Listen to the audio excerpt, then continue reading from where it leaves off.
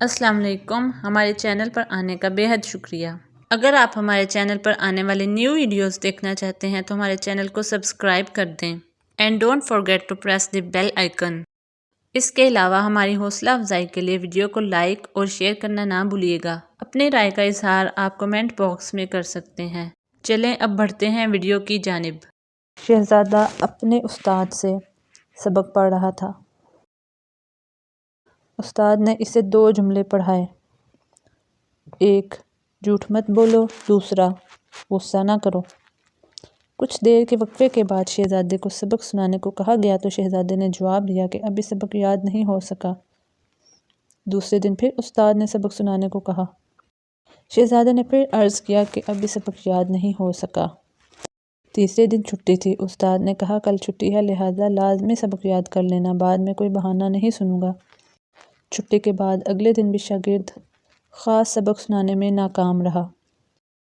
استاد نے یہ خیال کیے بغیر کہ شاگرد ایک شہزادہ ہے، طیش میں آ کر ایک تھپڑ رسید کر دیا کہ یہ بھی کوئی بات ہے کہ اتنے دنوں سے 2 جملے یاد نہیں ہو پا رہے۔ تھپڑ کھا کر ایک دفعہ تو شہزادہ گمسم ہو گیا، پھر بولا استاد محترم، سبق یاد ہو گیا۔ استاد کو بہت تعجب ہوا کہ پہلے تو سبق یاد نہیں ہو رہا تھا اور تھپڑ کھاتے ہی سبق یاد ہو گیا۔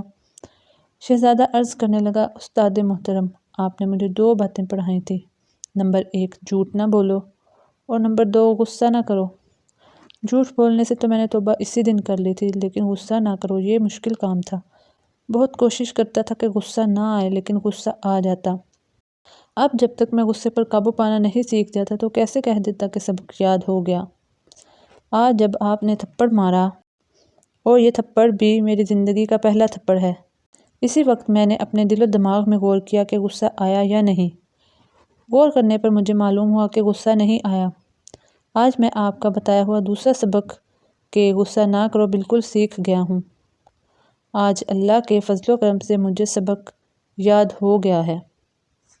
اس طرح کی مزید اچھی ویڈیوز دیکھنے کے لیے چینل کو سبسکرائب کرنا نہ بھولیے گا اور ہماری حوصلہ افزائی کے لیے ویڈیو کو لائک اور شیئر بھی کرتے جائیں۔ ملتے ہیں اگلی ویڈیو میں، تب تک کے لیے اللہ حافظ۔